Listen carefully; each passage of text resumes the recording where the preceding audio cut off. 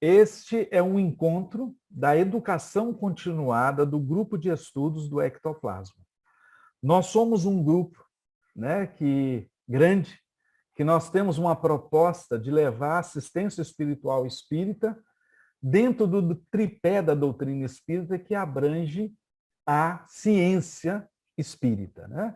Nós fazemos pesquisa científica usando a ferramenta da doutrina espírita, da assistência espiritual espírita. E esses encontros, né, de 15 em 15 dias, às sextas-feiras, dentro da reunião, né, de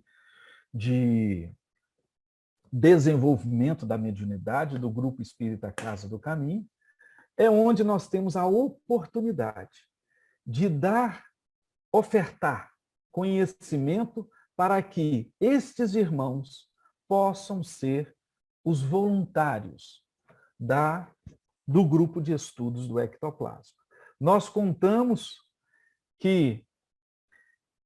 com todos vocês, né? Nós desejamos, precisamos sempre estar em processo de aprendizado, de aperfeiçoamento do trabalho que realizamos. E se eu programei no final deste mês, num domingo, explicar todos os passos da assistência espiritual espírita desenvolvida pelo GE na reunião de domingo, na doutrinária de domingo da Casa do Grupo Espírita Casa do Caminho. Nós iremos ali, né, mostrar para vocês como a gente realiza esse trabalho, né, e como nós podemos auxiliar também nesse trabalho. Então, vai ser a oportunidade que esse grupo terá de entender melhor as minhas palavras que eu estou tentando expressar aqui. Hoje, nós teremos o nosso querido companheiro, né, de jornada, o Dr. Wilson Ayub, que vai nos falar sobre pensamento e saúde. É um princípio assim fundamental para que a gente possa entender o quanto o pensamento influencia na nossa rigidez física, na nossa saúde. E o nosso irmão, né, por ter a capacidade do entendimento da doutrina espírita, né, e ter ainda aliado à medicina, ele terá muita facilidade de nos passar essa beleza, que é essa energia, essa matéria, que é o nosso pensamento. Então, eu convido a todos para assistir esses momentos que virão, que vocês possam, após a fala do Dr. Wilson, poder fazer perguntas a ele, né? E também, meus irmãos, eu desejo muito que vocês possam, daqui a um tempo, participar das nossas aulas práticas, não na sexta-feira, mas no sábado, né? Onde nós iremos treinar vocês em pelo menos 3 salas. Uma sala de ectoplasmia, uma sala de equilíbrio e harmonia e uma sala de imposição de mãos. Quem desejar, né? Quem tiver, e por isso que é importante a gente ver a carinha de cada um aqui.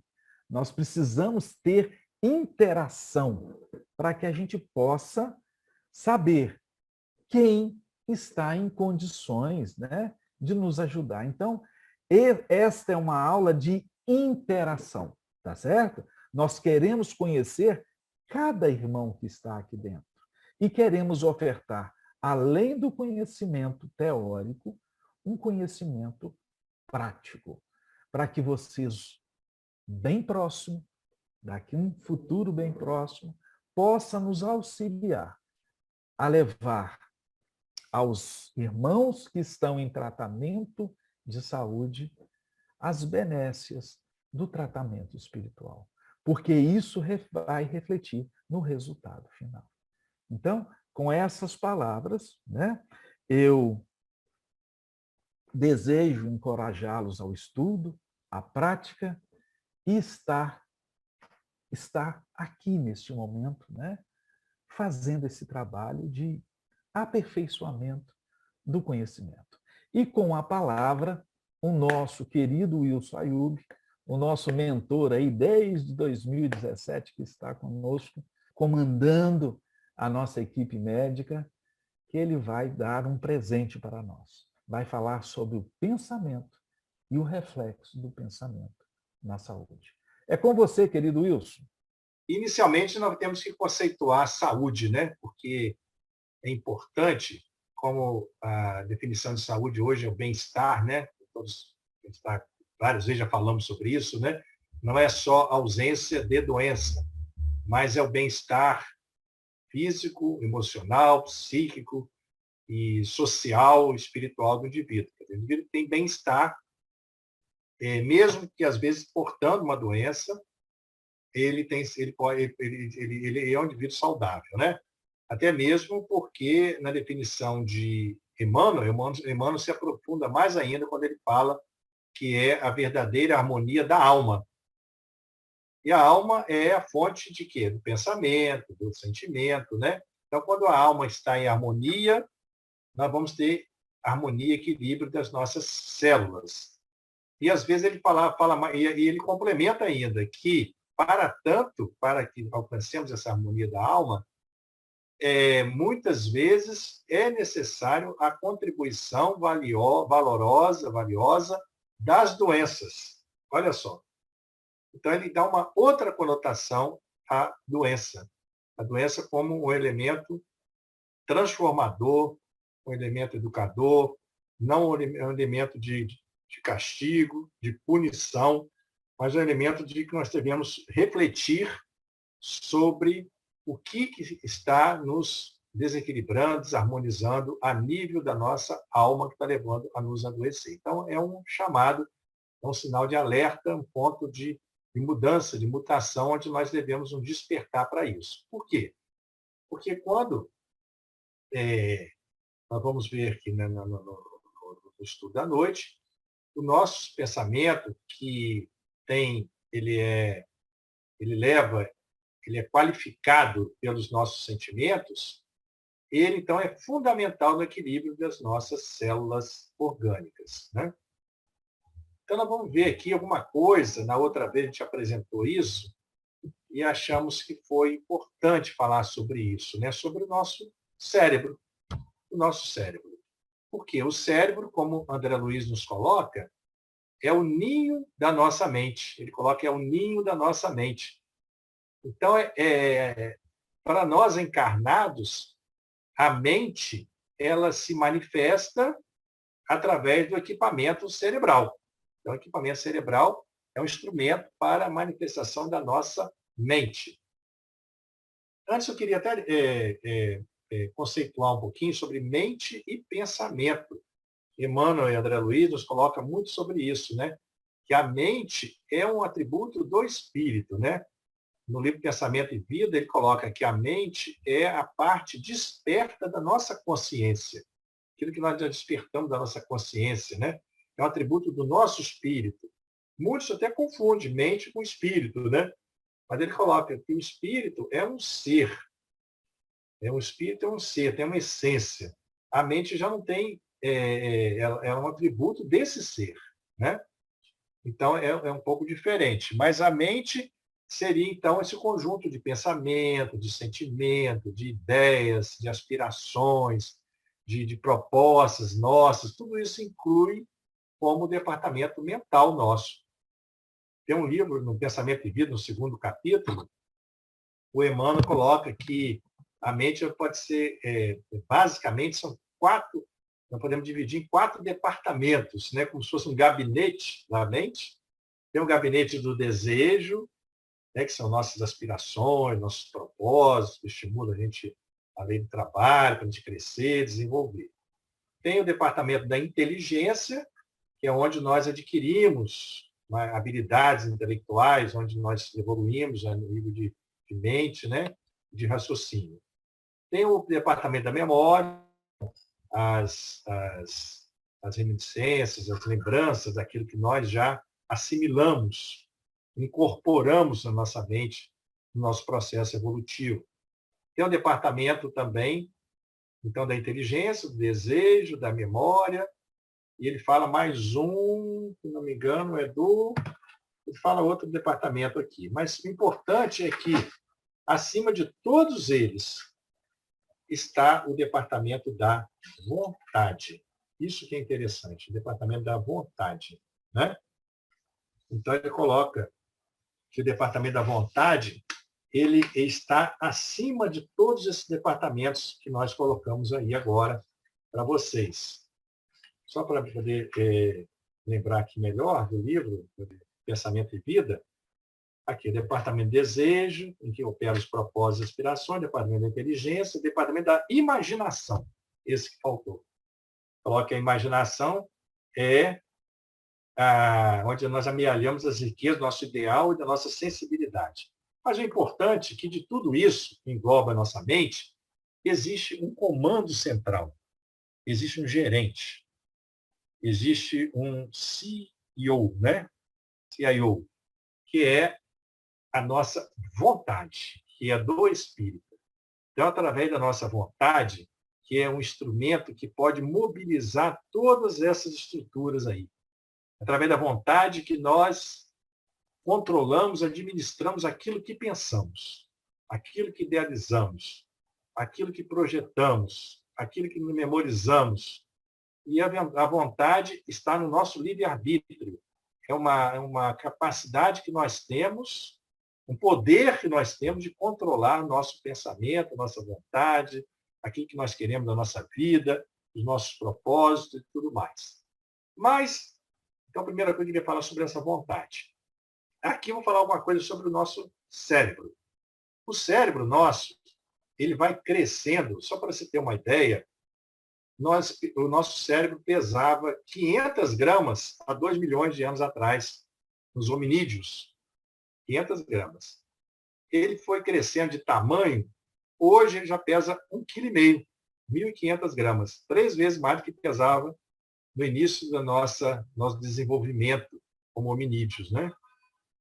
E interessante, o que faz esse desenvolvimento cerebral é a evolução espiritual, porque a mente utiliza dele como instrumento. Quanto mais nós utilizarmos, é a lei do uso e do desuso, né? Quanto mais nós utilizarmos a nossa inteligência, o nosso desejo por bem, a nossa memória, a nossa imaginação, esse cérebro, então, ele vai se aperfeiçoando e vai crescendo. Então, ele acompanha a nossa evolução espiritual. E para se ter uma ideia, nosso cérebro, tem um autor chamado MacLean, na década de 50, autor português até, é um neurocientista muito famoso, ganhou o prêmio Nobel, tudo. Ele descreve que nosso cérebro, nós somos como um museu ambulante. A gente carrega desde o cérebro primitivo, que é o cérebro chamado reptiliano, esse cérebro aqui, que é constituído do tronco cerebral, da medula, né, é o complexo chamado reptiliano. Por que é reptiliano? Até na escala evolutiva dos répteis, já existe esse cérebro. Depois ele é responsável pela nossa sobrevivência, pela nossa sustentação de vida, pelos nossos instintos mais primários, né? A produção ele que sustenta a nossa respiração, a nossa circulação, mantém a nossa pressão arterial, tudo isso é nessa região aí. Por isso, quando existe morte encefálica, morte do tronco cerebral, nós chamamos de morte encefálica. E quando existe morte dessa região, o cérebro não funciona mais, porque não consegue controlar a pressão, não consegue controlar a temperatura. Tudo está ligado, então, esse cérebro está ligado à nossa sobrevivência, nossos instintos de sobrevivência, instintos mais poderosos, inclusive. Porque aqui, quando nós estamos, esse cérebro funciona, ele praticamente anula os outros. Ele tem uma superioridade em termos de capacidade de se impor. Não é o mais inteligente, mas ele é o mais vital para nós, esse cérebro aqui. Então, quando você está numa relação com outro indivíduo, esse primeiro cérebro nosso pergunta: essa relação é confiável ou não é confiável? Se não for confiável, não adianta que nossas emoções, nós não vamos conseguir pensar, não vamos conseguir acreditar naquela pessoa, tudo desaba. Então, primeiro crivo que um diálogo ocorre é o diálogo do cérebro reptiliano. Se a pessoa é confiável, se aquilo ali é confiável ou não. Depois nós vamos ver o cérebro emocional nosso. O cérebro é o sistema límbico. É o cérebro emocional nosso, o cérebro dos mamíferos. Já tem o sistema límbico. Aqui é onde ocorre o vulcão das nossas emoções. E todas as nossas partes do cérebro passam por ele. Interessante isso, porque a emoção, como o Kardec nos coloca, Leon Denis, no princípio nós éramos instintos, os instintos passou a sensação passou a ter sentimentos, e dos sentimentos mais nobres veio o amor, né? Então, no início são os instintos de conservação, está ligado a esse cérebro aqui. Todo animal tem isso. Os mamíferos já têm o cérebro emocional, já sente medo, já sente paixão, já tem tristeza, alegria. Por exemplo, os répteis, a cobra, por exemplo, ela não tem o cérebro emocional. Talvez por isso que os répteis eles se alimentam dos próprios filhotes. Os filhotes não saírem de perto deles e alimentam os próprios filhotes, comem os próprios filhotes. Não é só por questão de espaço, né, de alimentação, mas porque não tem sentimento mesmo, não tem emoção. Aqui nos mamíferos já começa o ser, o princípio espiritual, quando chega na fase dos mamíferos, já tem essas emoções, sistema límbico. Numa comunicação nossa, o sistema límbico está responsável por você gosta ou não gosta daquela pessoa. Aqui é se você confia ou não. Então, se você está conversando com a pessoa, passou pelo crivo da confiança, você perguntou, para você ter uma relação aberta com ele, você precisa de gostar, tá? E tem afinidade. É o sistema límbico que está funcionando. E, por último, é o neocórtex, que é a evolução dos hominídeos, que é do ser humano. Tem o hemisfério direito e hemisfério esquerdo.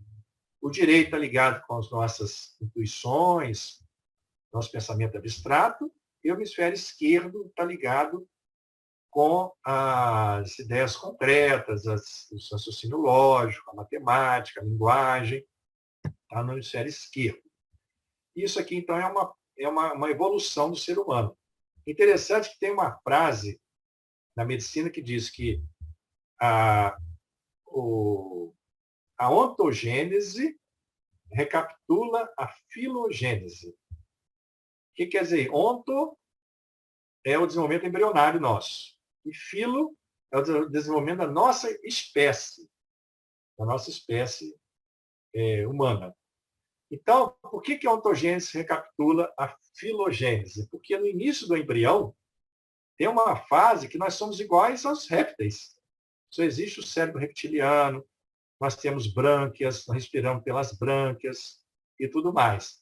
Tem uma fase que nós somos semelhante a outros animais. Nós temos cauda, o apêndice, o cóccix é um resquício da cauda, o apêndice tifóide é um resquício de uma outra estrutura. Tem várias estruturas que são resquícios de coisas que já não são mais úteis para nós.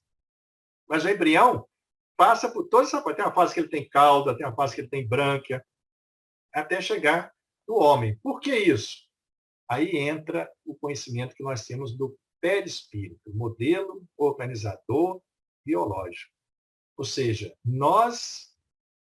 a nossa individualidade, o nosso espírito, através dos conhecimentos da memória que ele vai assimilando, das etapas que ele passou no seu processo evolutivo desde a ameba, ele aprende e ele consegue construir o seu próprio corpo através do seu corpo causal.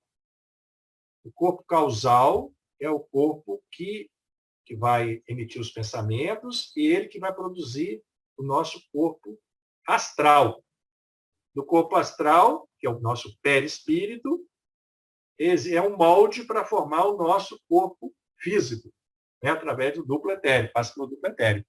Ou seja, a nossa mente, que é o corpo causal é o corpo mental superior, que é um envoltório da nossa mente. Então, a nossa mente produz os nossos pensamentos através do corpo mental, esses pensamentos que vão fazer as ondas mentais, que vão produzir o nosso corpo astral, que é o perispírito. Ou seja, tudo isso aí é reflexo de quê, então? Em última análise, do nossa mente. A nossa mente, nós vamos falar mais detalhadamente sobre isso, gente. É a mente e o corpo mental, que é o envoltório sutil da nossa mente, ela se materializa, ou seja, ela manda essas vibrações do pensamento, que é uma vibração material, uma onda mental, energia mental, através de vibrações da matéria perispiritual do corpo mental. E o corpo mental, ele, como o André Luiz nos coloca, é ele que produz o corpo espiritual. Por isso, quando nós desencarnamos, nós construímos o corpo perispiritual na atmosfera do plano onde nós estivemos reencarnando. Não é isso? Nós perdemos o nosso perispírito. O perispírito a gente carrega através do nosso corpo mental. Ele é produzido lá, ele é condensado pela matéria daquele mundo onde você vai reencarnar. Ou seja, mas quem coordena isso? Por que ele não desestrutura e você perde tudo? É o corpo causal, é o corpo mental. O causal que eu falo é o mental superior, que é o corpo que envolve a nossa mente. Então, a mente, gente, em último caso, é ela que produz todas essas estruturas do nosso corpo perispiritual e do nosso corpo físico. Por isso que a mente é fundamental no equilíbrio ou na desarmonia do nosso corpo físico, passando pelo nosso corpo espiritual, pelo nosso duplo etéreo. Eu vou falar mais disso, pode ficar depois também com perguntas e a gente pode esclarecer melhor sobre isso. Mas então aqui é muito importante falar sobre isso, no sistema emocional, sobre o réptil. Quer ver, olha só, na nossa comunicação, primeiro que eu falei, que entra em alerta para saber se você vai manter um contato, vai se abrir para aquela comunicação, se você confia ou não confia. É o reptiliano. Quando ele está ativo, os outros não funcionam. Por exemplo, quando você se incendiar o nosso prédio agora, aqui onde nós estamos, incendiou, você está correndo risco de vida. Então, imediatamente, seu cérebro reptiliano é acionado. Ou seja, você libera adrenalina, sua suprarrenal, seu chakra básico, né, ligado à suprarrenal. Você fica em alerta, você tem aquela reação de lutar ou de fugir. E a primeira coisa que você faz, às vezes você faz as coisas sem raciocinar, porque você não tem o cérebro reptiliano, o cérebro neocórtex, que é o raciocínio, não está funcionando nessa hora. Nem a emoção não funciona. É só aquele você se salvar. É a sua subsistência. Então, muitas vezes você pula da janela sem necessidade.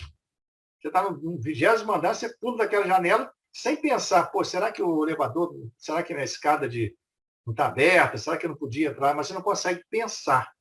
O cérebro reptiliano foi ativado exageradamente naquela relação de luta ou fuga. Então, vamos passar, senão a gente vai se prender aí, né? Então, aqui, eu vou falar, como eu falei, do desenvolvimento cerebral, que ele guarda, o cérebro desenvolve por vários mecanismos. Nosso cérebro cresceu de 500 gramas para 1.500 gramas. O principal mecanismo é porque ele é um instrumento do espírito, e como a nossa consciência está mais desperta, nós temos mais raciocínio, mais pensamento, pensamos mais na nossa vida, imaginamos mais memória, e precisa de um cérebro, um instrumento mais desenvolvido. Mas tem outras coisas que fazem o nosso cérebro desenvolver. E eu vou falar uma coisa sobre isso porque o pessoal postou muito na outra vez, e é uma coisa curiosa, algumas coisas que são interessantes. Por exemplo, eu vou falar de seis elementos que participam do nosso desenvolvimento cerebral. que é importante? Participou tanto do nosso crescimento do cérebro, como até hoje. Se nós ficarmos atentos a essas 6 condições, nós vamos fazer com que nosso cérebro funcione melhor. Primeira coisa é atividade física. Interessante falar de atividade física na reunião espírita, né? Mas por quê? Nós falamos, o Raimundo falou dessa interseção de medicina e espiritualidade. A atividade física é fundamental no desenvolvimento da nossa memória, da nossa inteligência, por incrível que pareça, mas é. Só para você ter uma ideia, o nosso cérebro, a ameba, primeiro ser procarionte, a ameba, a primeira célula cerebral que apareceu, sabe por que apareceu? Foi junto com o movimento dessa ameba, desse procarionte. O movimento foi um estímulo para ele coordenar seus pensamentos, para se movimentar, e começou a aparecer a primeira célula cerebral. São as assídias. Assídias são microelementos que apareceu a primeira célula cerebral nela. Por quê? São elementos que começaram a se movimentar. Olha a relação direta entre movimento e célula cerebral, desenvolvimento do nosso cérebro. E interessante, pegaram algumas assídias e fizeram com que elas ficassem paralisadas. O que observaram com essas células cerebrais dela? Atrofiaram. Então, só isso aí já é o bastante para a gente falar. Não vou falar mais nada sobre atividade física, porque é redundante.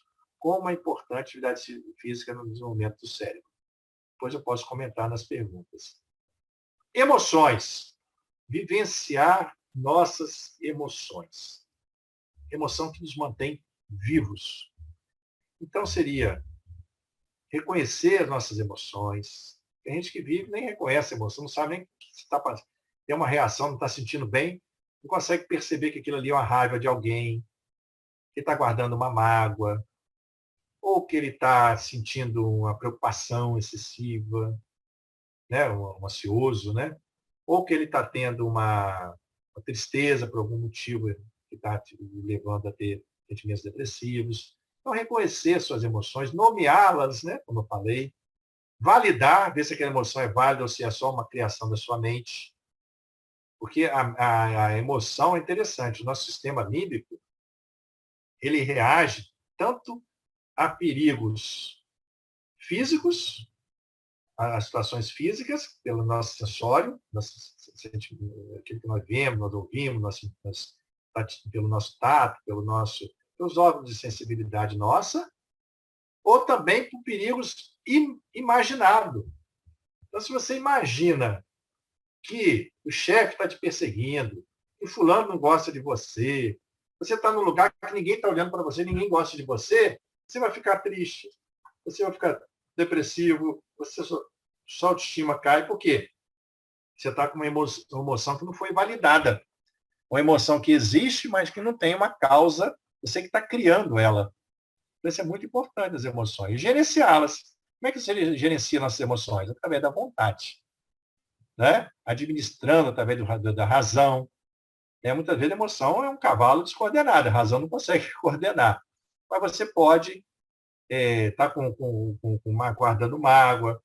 Por que eu estou guardando mágoa? Se isso vai de encontro aos seus princípios, de fazer o bem, de amar o seu semelhante, amar os seus inimigos. E aí você vai gerenciando essas emoções. Gerenciando. Então, isso tudo faz com que o nosso cérebro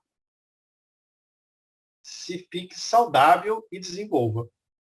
Quando as emoções ficam descontroladas, medo guarda ódio, mágoa, ressentimento, e vai assim, ele só vai atrofiando o seu cérebro, vai só desequilibrando, vai criando doenças.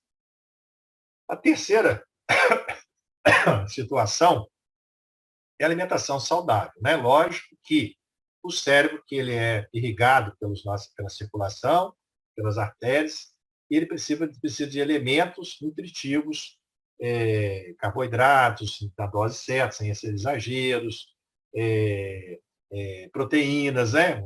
Principalmente proteínas, algumas vitaminas são importantes para o cérebro, e aquela alimentação saudável que a gente conhece, né? Baixo em teor de gorduras saturadas, rico em fibras, vegetais, legumes e tudo mais, que é saudável também para o nosso cérebro. E a quarta coisa que é importantíssima, que tem tudo a ver conosco, é a integração social. Né? A integração social. A integração social. Isso aqui é fantástico, isso. Né? O maior alimento para o nosso cérebro é uma outra pessoa. Bonito, né? Essa frase não é minha, não, gente. Eu não sei de quem falou isso. O maior alimento para o nosso cérebro é uma outra pessoa. É o contato. É a fraternidade. É a troca de sentimento, fazer o nosso sentimento circular. É compartilhar tudo que você tem, compartilhar os seus conhecimentos, compartilhar suas posses, compartilhar aquilo que você já sabe, compartilhar aquilo que você faz com os outros. Ter um sentido de comunidade. Fazer as coisas não só para o seu bem pessoal, não se isolar, mas para o bem comum, o bem de todos nós. Sentimento de altruísmo. Isso é fundamental no desenvolvimento do nosso cérebro. É tão fundamental, gente, essa integração social. Infelizmente, tivemos dificuldade aí na pandemia, né? Muitos idosos aí, tadinhos, crianças, né? Que na fase mais importante na integração social das crianças, houve um questionamento muito grande da necessidade de voltarem à aula, integração, e o prejuízo é enorme, né? Se você tirar essa fase, né? Essa integração social. Ainda bem que a providência divina providenciou, né, a internet, os intercâmbio virtual, né, que supriu, em parte, essa integração social, mas que precisamos de resgatar isso. Inclusive, precisamos, eu tenho, pelo meu consultório, eu tenho visto que muitos se acomodaram, hein? Precisamos de agora de estímulos para nós, porque o convívio traz dificuldades, é claro. Às vezes é bom ficar quietinho nessa casa, uma reunião, né, online. É muito gostoso isso, a gente não passa por... A gente fica, né, preserva, não sofre desafios, não é descontentado às vezes, não é ofendido, e não passa por desafios, né, que é uma relação pessoal existe, né? A própria relação familiar, que é a mais importante de todas. Mas a integração social, só para citar um trabalho que foi feito em Harvard, Universidade de Harvard, esse trabalho durou 70 anos. E pesquisaram, pegaram um grupo de pessoas saudáveis e acompanharam elas durante 70 anos. Alguns desencarnaram no meio do caminho. E observaram, notaram todos os fatores de risco que cada um possuía. Fulano fumava, fulano era um cara isolado. Tem um fator também psicossocial, né? Depressão, esse fator da ansiedade, todos os fatores foram avaliados em todos esses indivíduos. Depois verificaram quais são os fatores que tiveram mais peso, que mais contribuíram para uma vida, uma longevidade, uma sobrevivência maior. Com qualidade de vida, naturalmente. Lucidez. E verificaram, para surpresa, não foi cigarro, não foi sedentarismo, não foi obesidade. Todos foram agravados e muito. Mas o pior, o mais significativo de todos foi o isolamento social. Eles observaram o seguinte: aquelas pessoas que, com 16, 18, 20 anos, tinham uma vontade de se relacionar, e eram pessoas que se davam, que tinham reciprocidade, pessoas fraternas, pessoas cooperativas, pessoas que pensavam na sociedade. Essas pessoas que tiveram o coração mais saudável, tiveram mais longevidade. Falando, então, da integração social. Outra coisa importante, a gente vai ver, então, as sociedades, por exemplo, das formigas. Eu queria falar um pouquinho sobre a epigenética. Interessante, nesse trabalho também, em outro trabalho, mostrando que todos aqueles que se organizaram em sociedade foi porque evoluíram né? Conseguiram evoluir. Só que a raça humana foi a única que evoluiu com o mesmo cérebro. As formigas, por exemplo, evoluíram para criar a sociedade. Mas cada elemento que ela ia adquirindo na sua evolução anímica dela, né, animal dela, eles iam criando nascendo uma nova espécie. Então, as formigas elas têm uma organização social, mas às custas de 18 mil espécies de formiga. Olha que interessante. E o ser humano tem uma organização social com um único DNA. Um único DNA, um único cérebro. Por quê? Porque as adaptações evolutivas foram incorporadas ao DNA através da nossa epigenética. Aí que entra a epigenética. A epigenética é uma adaptação, por exemplo, o indivíduo começou a observar que a própria sociedade começou a incorporar que se ele se isolar, eu não sei se você já está incorporado na epigenética, mas daqui a pouco vai estar, né? Ele começa a adoecer, começa a ficar triste, ele começa a ver então que é melhor para ele socializar. O que acontece com a epigenética? Ele vai perpetuar isso para as próximas gerações, esse hábito de se socializar. Vamos dar o exemplo da girafa, né? A Lamarck, né? Girafa, elas estavam morrendo, mas as que conseguiam pegar os alimentos da copa das árvores, se alimentar das folhas, sobreviviam. Essas girafas, o que elas iam fazendo? Os pescoços iam alongando. Existem dois tipos de evolução, de Darwin e de Lamarck. O Darwin falava que as mais aptas sobreviviam. E Lamarck falava que, ao esticar para pegar as folhas, o pescoço também se alongava, e isso era uma alteração epigenética dela. E essa alteração epigenética era incorporada nas próximas gerações à genética dela. O epigenético vai incorporar na sua genética, nas 4 gerações seguintes. Então, isso é uma evolução, um processo evolutivo através da epigenética. Então, a adaptação nossa de socializar é uma adaptação que nós fomos incorporando ao nosso cérebro paulatinamente. Eu estou falando aqui de cérebro, gente, mas claro que o que determina tudo isso é o espírito, né? Que vai evoluindo, alterando o nosso cérebro. Na quinta condição que melhora nosso cérebro, que aumenta o nosso cérebro, que potencializa nosso cérebro e aumenta de tamanho, de função, é dormir, é o repouso, né? Isso é fundamental, gente, o repouso.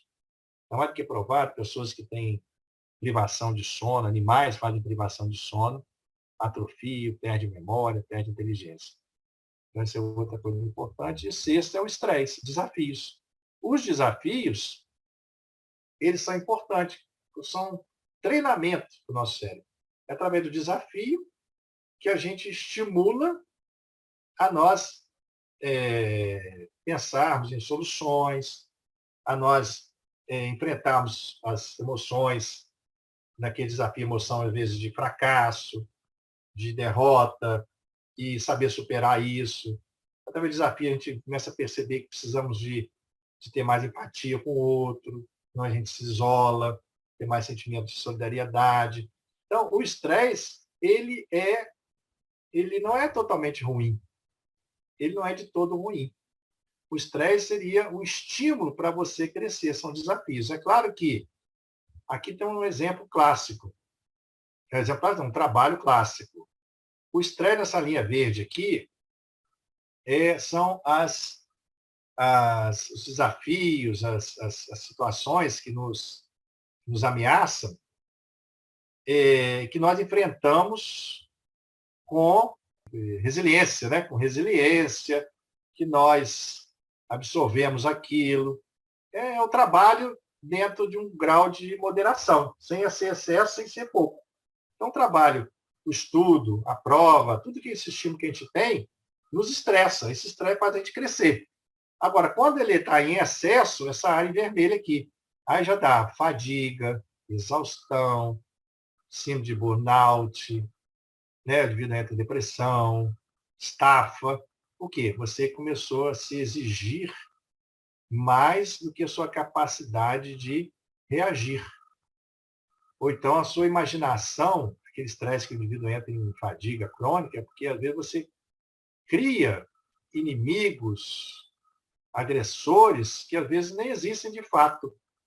E aquilo causa, então, um excesso de estresse que leva, então, ele não leva a crescimento, leva a atrofia cerebral aqui. E o outro extremo, quando você vive uma vida totalmente apática, né? Uma vida sem desafios, uma vida reclusa, sem nada que te mobilize, que te estimule a sair da zona de conforto. Isso também não leva a nenhum crescimento cerebral, que pode levar, inclusive, ao tédio, a emoções do tédio, que acarreta também o mal-estar. Então, um grau de desafio moderado, dentro das suas possibilidades, daquilo que você dá conta, é importante na sua vida. Vamos passar agora para falar especificamente sobre pensamento. Pensamento, então, como nós falamos, a mente é do espírito. A mente tem ideia, sentimentos, os propósitos de vida do espírito. Essa mente, ela para se expressar, o espírito, que é uma luz, que é um ser imaterial, né, vamos dizer assim, para ele se expressar no mundo de relação, ele então emite essa ideia que o corpo mental, ele é composto, como todo perispírito, o corpo mental é uma parte do perispírito, né? Vamos dizer, a parte 1/8 acima do corpo astral. Ele é como se fosse um envoltório da mente. E ele é constituído de um fluido cósmico universal, como o perispírito é. E esse fluido cósmico universal, essa matéria astral do corpo perispiritual, que é do corpo, especificamente do corpo mental, essa parcela do corpo espiritual, vamos dizer assim, ela sofre a interação dessas vibrações da nossa mente. Ela tem um poder de ser sensível à nossa mente. E a nossa mente, então, vai fazer vibrar as moléculas desse fluido cósmico universal, formando as ondas mentais, que são o nosso pensamento. Então, aqui o André Luiz fala que então, o pensamento nada mais é do que uma onda mental originada de uma vibração do nosso corpo, das energias do corpo mental. Por isso que o pensamento é matéria, porque já é vibração do fluido cósmico, que é matéria. Um exemplo disso é um indivíduo que está soprando um instrumento, um saxofone. O sopro é a ideia. O espírito faz o sopro, o espírito é quem está soprando. O sopro é a ideia, é a mente. Sentimento, propósito, tudo isso aí. Esse sopro faz vibrar as paletas do saxofone. E essas paletas, então, vão movimentar o ar, vão formar as ondas sonoras. No caso do espírito, a mente vai vibrar o fluido cósmico e vai formar as ondas mentais. A diferença é que as ondas sonoras utilizam o ar como elemento para conduzir essas ondas sonoras. Seria o fluido cósmico. E a mente utiliza o fluido cósmico para conduzir essas ondas mentais, que é constituída de partículas mentais. Por isso que o pensamento é matéria. E por isso que o pensamento é uma onda energética. Então, aqui ele fala que o magnetismo é uma energia estática. A eletricidade é energia dinâmica. E o pensamento é uma força eletromagnética. Ela tem tanto dinâmica quanto estática. Pensamento, eletricidade e magnetismo conjugam-se em todas as manifestações da vida universal, criando gravitação e afinidade, assimilação e desassimilação, nos campos múltiplos da forma que servem à romagem do espírito para as metas supremas traçadas pelo plano divino. Aqui está mais ou menos resumido quase toda a palestra de hoje, né? Aqui,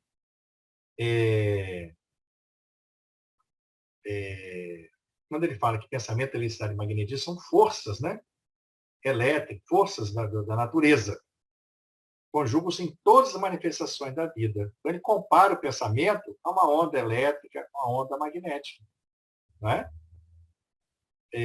Tem um autor, inclusive, que ele fala como o pensamento é uma onda eletromagnética, e o nosso, no caso nosso, ele é elaborado pelo corpo mental, né? E depois ele é processado no cérebro. Só que tem autor que fala que o coração também participa como a face, né? O próprio Emmanuel fala que o coração é a face, né? Desse reflexo desse pensamento, na face do espelho que reflete. E o coração é a sede do sentimento. Tá? Então, o sentimento e o pensamento são sempre imbricados um no outro. O sentimento é que dá qualidade ao nosso pensamento. Interessante que o pensamento como uma onda eletromagnética, parece que o coração tem uma capacidade 5.000 vezes maior de eletromagnetismo do que o cérebro. Então, nosso pensamento, parte dele, ele é refletido no nosso coração, ou seja, um sentimento que dá vida, que dá qualidade ao pensamento que estamos emitindo. Né? Então, ele conjuga-se em todas as maneiras, criando gravitação, afinidade, assimilação e desassimilação, nos campos múltiplos da forma que serve o arrumar de espírito. Ou seja, como é uma onda, toda onda de energia, ela sofre processo de assimilação e de desassimilação, de sintonia, de indução, de interferências mútuas. Então, todo pensamento nosso, nós interferimos nos outros pensamentos que estão sendo emitidos pela toda a humanidade, todos os espíritos que estão envoltos à nossa atmosfera da Terra.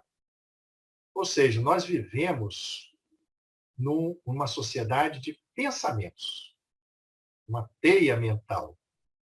E essa teia mental, a sociedade de pensamentos, não é só dos encarnados, desencarnados também. E como toda onda mental, ela pode ter sintonia, ela só segue a lei da sintonia, da interferência, da permuta, da associação entre elas, nós sofremos, então, todos aqueles pensamentos que estão aí no ar,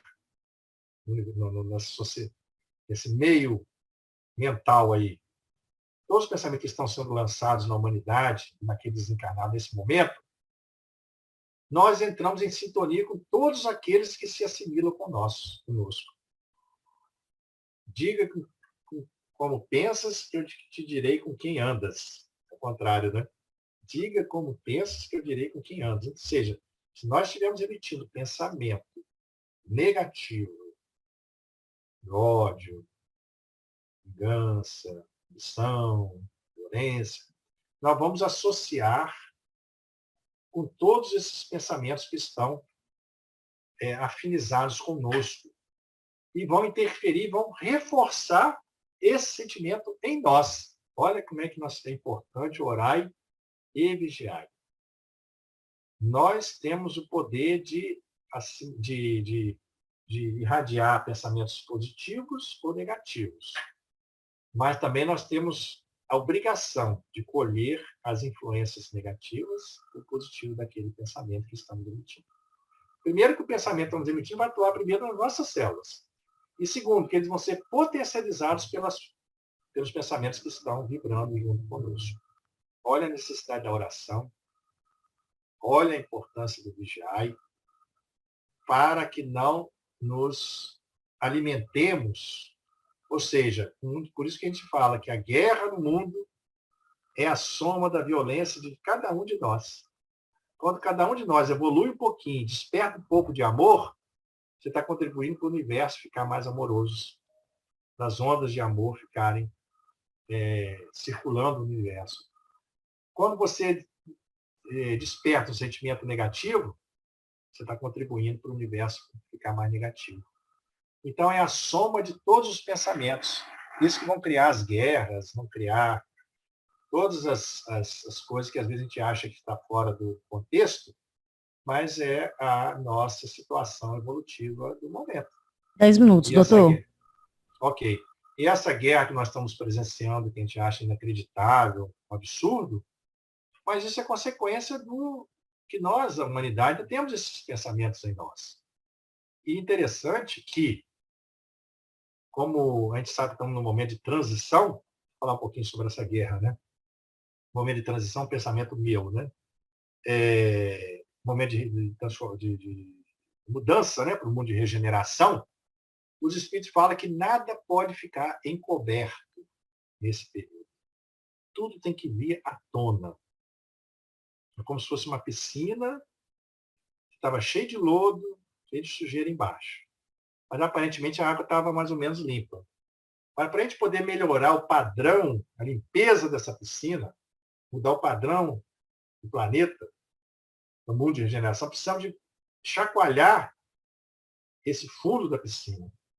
Precisamos de vir tudo à tona, a gente poder filtrar isso. Então, nada vai poder ficar sobre... Jesus falava isso, né?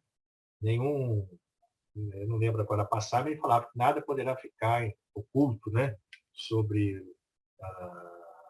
tudo precisa vir à tona. Então, ou seja, as nossas imperfeições, as nossas invigilâncias, tudo agora vai ter que vir à tona para a gente mostrar a que viemos. Então, é importantíssimo nesse momento essa vigilância. É importantíssimo vivenciar aquilo que já aprendemos de evangelho. É importantíssimo vivenciar isso, porque só na vivência é que nós vamos consolidar isso em nós. Então, é importantíssimo agora a chamada fé operante. A fé com obras. Porque a fé se manifestando, ela se consolidando através das nossas realizações, não é a realização de grandes obras, não, das nossas atitudes mesmo. Nós vamos consolidar aquilo em nós. E é o momento que nós temos que ser firmes nesses propósitos. Então, eu dou aqui um exemplo, como falta 10 minutos, de que tudo é energia do universo. Aqui são os espectros da radiação, desde os raios gama, raios X, raios ultravioleta, aqui o espectro visível, né? Entre o ultravioleta e o vermelho e violeta. Tem o infravermelho, que já não é visível, e o ultravioleta. E tem os raios frequências maiores, raios gama, raios X e outros mais. E os raios de frequências menores, micro-ondas, rádio e tudo mais. Tudo são ondas no universo, tudo são vibração, gente, tudo vibra, tudo movimenta. E tudo isso aqui sofre interferência do nosso pensamento. Então, menor frequência média, frequência elevada. Aqui está mostrando uma onda eletromagnética, porque a onda elétrica é um movimento e cria um campo magnético em volta dele. Por isso, nós criamos um campo magnético. A nossa aura psíquica é o campo que nosso pensamento cria em volta de nós. Esse campo magnético. Vou passar um pouco mais rápido. Cada espírito gera em si mesmo inimaginável potencial de forças mento-eletromagnéticas, exteriorizando nessa corrente psíquica os recursos, valores que acumula em si próprio. Pensamentos elevados, amor, compaixão, benevolência e humildade, têm uma alta frequência, com grande alcance e alto poder de penetração. São ondas curtas. Pensamentos inferiores, ódio, inveja, egoísmo e orgulho, é uma baixa frequência, com pequeno alcance e baixo poder de penetração, ondas longas. Por que isso é importante? Existe um mecanismo que André Luiz cita de transmissão de ondas, de campo eletromagnético um para o outro, através da indução. Indução é um processo que você transmite a energia magnética de um corpo para outro sem estar em contato um com o outro. Ou seja, o pensamento também sofre as leis da indução. Nós conseguimos induzir a um outro indivíduo aos pensamentos que nós estamos emitindo. Mas, para isso, nós precisamos de trabalhar, não de não é que nós vamos impor ao outro aquilo que nós pensamos, mas nós vamos interferir, nós vamos mudar a sua frequência vibratória do outro de acordo com o teor do nosso pensamento. Se nós tivermos pensamentos elevados, olha só que interessante, são pensamentos de alta frequência com alto poder de penetração. Nós conseguimos penetrar aqueles que estão com pensamento de revolta, de ódio, com o amor. Nada resiste à força do amor. Por quê? O amor é de alta frequência, alto poder de penetração, grande alcance, e consegue, então, atuar naquele que está com sentimento de ódio. Por isso que o amor contagia.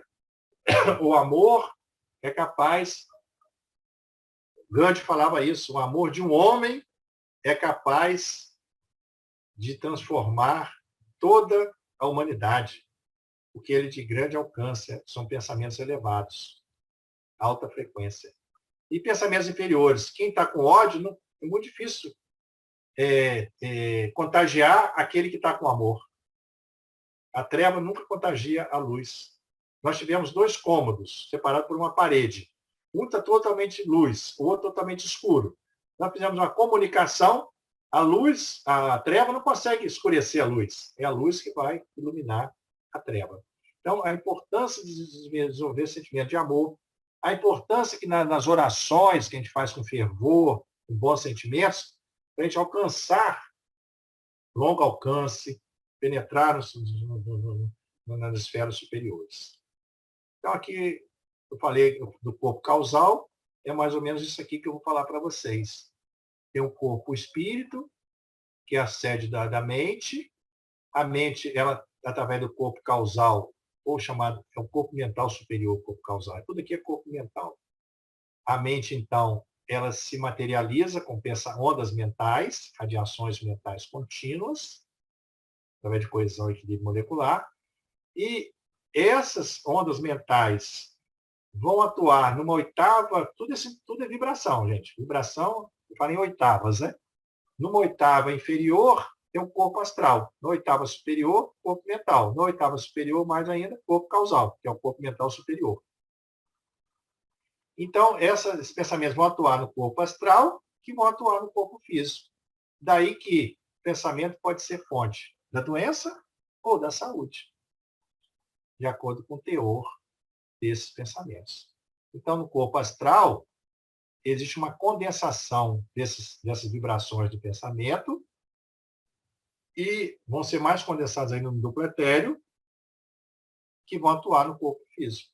Então, o pensamento, a nossa ideia, para atuar diretamente no corpo físico, para atuar no corpo, precisa passar por essas oitavas, esses corpo. Kardec inclui isso tudo aqui como perispírito, né? Então, precisa do perispírito para fazer a intermediação da nossa ideia com o nosso corpo. Mas, em última análise, é ele que coordena todas as células do nosso corpo. André Luiz falava que nossas células são como animáculos infinitesimais. Animáculos, ele fala que o animalzinho tem, inclusive, princípio vital, cada célula, que são domesticadas pela nossa mente. Então, a nossa mente, através do pensamento, ela atua e coordena todas as nossas células, nossos trilhões de células, através de um elemento chamado bióforos, que estão localizados na mitocôndria. Não é no núcleo, na mitocôndria. Então, o pensamento atua na mitocôndria, nos bióporos, e esses bióporos vão transmitir para todas as nossas células o nosso estado feliz ou infeliz, de saúde ou de doença. Para os espíritos, o pensamento e a vontade são o que é a mão para o homem. É nível de vibração. A mão mais no plano da Terra. O pensamento e a vontade no plano espiritual. Então, o pensamento mais a vontade atua no fluido cósmico universal, fazendo essa massa de modelar que é o pensamento. Por isso que o pensamento, inclusive, ele, quando é constante, intenso, claro, sustentado, ele forma, inclusive, as formas mentais. Ele pode condensar, ele pode interferir na matéria. É a fé, né? A fé, quando ela é esse pensamento firme, esse propósito firme, essa crença absoluta, essa força que nós temos, sustentado, ele vai ele vai atuar na matéria, fazendo inclusive a condensação da matéria. É assim que nós formamos o nosso perispírito e o nosso corpo físico através da nossa embriogênese que nós falamos, através desse pensamento firme, esse propósito firme. E para isso que nós precisamos de ter esse propósito firme, porque nós conseguimos, através dessa fé, sofrer a interferência dos espíritos superiores. Por isso que a fé pode nos curar, porque com a fé nós entramos em sintonia e como Jesus atuou sobre nós, sobre aqueles que ele curou, sobre aqueles indivíduos que tinham fé, porque eles tinham um pensamento firme, um propósito, não é um pensamento volátil. E esse pensamento sofria, então, Jesus conseguia atuar sobre aquele pensamento e entrar em sintonia, por indução, dava tipo assim uma carga de amor naquele momento, vamos dizer assim, eu gosto de dar carga na bateria, e a pessoa, por si mesmo, através dessa energia do seu pensamento, que melhorava o poder desse pensamento, a vontade dele, incrementava essa vontade, atuava em suas células e se curava, porque ele pode atuar, fazer essa massa de modelar. O pensamento passa a ter forma. São as formas pensamentos. E tem um outro lado.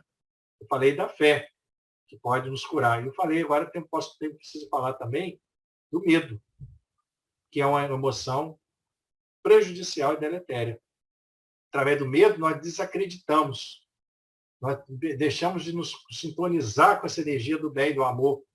Deixamos de captar essa energia, porque o medo não deixa nós termos esse pensamento claro, límpido, persistente. Não estamos com um pensamento persistente, mas persistente no medo.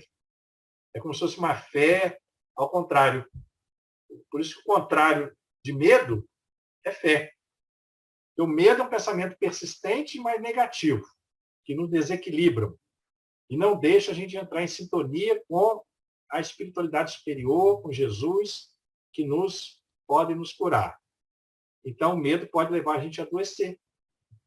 Por isso que a André Luiz coloca no nosso lar que muitas das doenças na época da Segunda Guerra, muitos desencarnaram pelo medo. E muitos hoje, com o Covid, muitos hoje estão desencarnando muito pelo medo. Porque o medo afasta qualquer sintonia com a espiritualidade superior. O medo. Não é que seja emoção do mal, mas é a emoção que não nos permite conectar. Que nós não conseguimos entrar em sintonia. O medo é o quê?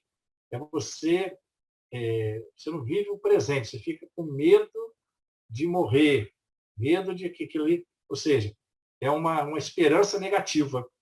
A fé já é o contrário, é uma esperança positiva. Você tem certeza que vai melhorar. O medo, você tem certeza que vai piorar. Você está mal. Por exemplo, você tem medo de adoecer. Aqui no momento você está começando a adoecer já. Porque você já está projetando uma energia negativa do medo que ele pode se condensar, porque é uma energia persistente. Tanto a fé condensa uma energia persistente para o bem da saúde, como o medo condensa uma energia persistente e forte para o desequilíbrio, para a doença. Deu para entender? A relação do medo. Por isso que a Digo Jatene, um professor meu, falava, o contrário do medo não é a coragem. O contrário do medo é a fé. A fé é outro lado da moeda do medo. Outro dia eu atendi uma paciente que fez uma cirurgia cardíaca e a paciente era extremamente ansiosa e preocupada, aquele medo excessivo, já beirava a fobia, a paranoia e tudo mais. O pânico, né? O pânico, né? E eu perguntei a ela, fiquei curioso, como que você conseguiu entrar numa sala de cirurgia para ser operada? O Raimundo deve se deparar muito com isso. E ela respondeu simplesmente para mim o seguinte, doutor, eu confiava no médico. Eu tinha fé que o médico ia me curar. Então, a fé foi maior, a energia positiva da fé dela foi maior do que a energia negativa do medo. A fé que ela tinha. Né? Aquela história também de a criança que estava no avião, todo mundo desesperado, e a criança calma, a criança de 10, 11 anos. E alguém, a aeromoça, pergunta, como você conseguiu ficar tão calma? Ah, minha senhora, eu confiava no piloto, ele é meu pai. A fé que ele tinha no piloto. Então, vamos, gente, ter fé em Deus. Vamos ter fé que nada que está acontecendo conosco, que é o Covid, é a violência, é a guerra, tudo isso existe um pai maior. Nós somos muito pequenos para compreender, pequenininhos ainda para compreender o desígnio de Deus. Mas a providência divina sabe o que é melhor para nós. E tudo que vem é para nosso crescimento, é para nosso despertar, é para nós. Agora, o importante é estarmos firmes nesse momento de crise. Como disse um colega, Deus está no comando dessa embarcação, mas temos que estar firmes para não sermos expulsos, colocados para fora desse barco. Né? Firmes para poder continuar nesse barco que vai nos levar a águas calmas e tranquilas, em um ambiente de paz e de regeneração. É o que eu acabei de falar, criamos a estrutura mental, formas, pensamentos, sentimentos e emoções, modelamos nossos corpos, criamos até nossos corpos, né? Nós somos capazes de criar um corpo, nosso perispírito cria o nosso corpo, você vê que a ontogênese recapitula a filogênese. Nós criamos, não podemos modificar, não podemos nos curar. E emitimos raios, pensamentos. E esses raios vão nos projetar, nos conectar a tantos raios que estão sendo emitidos, que estão em sintonia conosco. A cada um segundo as suas obras. Onde há pensamento, há correntes mentais. Onde há correntes mentais, existe associação. Toda associação é interdependência e influência recíproca. Necessidade de vida nobre, a fim de atrairmos pensamentos que nos enobreçam. Então, é por aí. Eu vou falar de sintonia. Então, é isso aqui que eu falei da sintonia. A mente, em qualquer plano, emite e recebe. Dá e recolhe, renovando-se constantemente para o alto destino que lhe compete atingir. Está vendo? Emite, mas também recebe o que emitiu. Está em sintonia com o que está emitindo. Dá, mas também recolhe. Por isso que nós amando que se é amado, né? Compreendendo que se é compreendido, né? É dando que se recebe. De modo imperceptível, ingerimos pensamentos a cada instante, projetando em torno da nossa individualidade as forças que acalentamos em nós mesmos. Então, tudo, gente, no final, é nós conosco mesmo, né? E com Deus. Então, é chamada indução mental. Tanto quanto no domínio da energia elétrica, a indução significa o processo através do qual o corpo, que detém propriedades eletromagnéticas, pode transmiti-las a outro corpo sem contato visível. No reino dos poderes mentais, a indução exprime um processo idêntico, porquanto a corrente mental é susceptível de reproduzir as suas próprias peculiaridades em outra corrente mental que se lhe sintoniza. Então, é sintonia mental. Tanto na eletricidade quanto no mentalismo, o fenômeno obedece à conjugação de ondas, enquanto perdure a sustentação do fluxo energético. Emitindo uma ideia, passamos a refletir as que se lhe assemelham. Ideia essa que para logo se corporifica com a intensidade correspondente à nossa insistência em sustentá-la. Aqui, gente, queria falar alguma coisa sobre obsessão. Olha só, então nós tivemos um pensamento fixo, nós podemos criar essa chamada forma mental, forma pensamento. Visto por ele tem pensamento de ódio, então começa a criar aquela forma mental que é visível até de fora, consegue enxergar começa a materializar aquilo. O que acontece? Começa a atrair pessoas que estão nutrindo aquele sentimento dele, pessoas também que guardam ódio. Chega um ponto que, mesmo que o emissor, o indivíduo que criou aquela forma de pensamento, que é o próprio paciente, já começa a esmaecer naquela ideia, as ideias, os obsessores que estão ali, continuam a manter aquela forma de pensamento que lhe obsedia. São as pessoas que têm aquelas larvas mentais que André Luiz fala, são as pessoas que veem imagens de obsessores perseguindo, porque ela criou ela, junto com as pessoas que têm aquela ideia semelhante daquele ódio, criaram uma forma mental, uma forma de pensamento que lhe domina já. Ele já perde a sua autonomia sobre aquilo. E eu queria falar, gente, alguma coisa, mas agora não vai dar tempo, sobre vontade. No debate que eu vou falar. Então, aqui falando sobre isso tudo que a gente falou, né, que Emmanuel colocando, falando que a cólera cria doença, impondo distonia às células, abrindo leira fértil à cultura de micróbios patogênicos. Aqui vem a ideia que a mente é orientadora desse universo microscópico do corpo, né? Que dela se originam as forças equilibrantes e restauradoras para os trilhões de células do organismo físico, mas, quando perturbada, emite raios magnéticos de alto poder destrutivo para as comunidades celulares que a servem. E age através dessas unidades de força psicossomática, chamadas bióforos, que atuam no citoplasma. Aí tem a ver a epigenética, né, que o Bruce Lipton fala que a membrana da célula recebe interferência no meio, atua no citoplasma, que o DNA agora não é mais o todo-poderoso, né? Nós sofremos interferências, o nosso pensamento atua nos bióforos que vão atuar no nosso gene, através da epigenética. Então, o gene não é o todo absoluto, determinando quem nós vamos ser. Então, nós trazemos uma carga genética, mas essa carga genética é ativada, desativada, os exons, os introns, de acordo com o pensamento, com a epigenética, que atua sobre esse DNA intranuclear, do núcleo, através do pensamento no citoplasma. Então, projeto sobre as células e os estados mentais do espírito, conforme as escolhas do bem e do mal. Possibilita gravar ou suavizar situações kármicas. Está vendo aqui? A situação kármica vem gravada no seu DNA.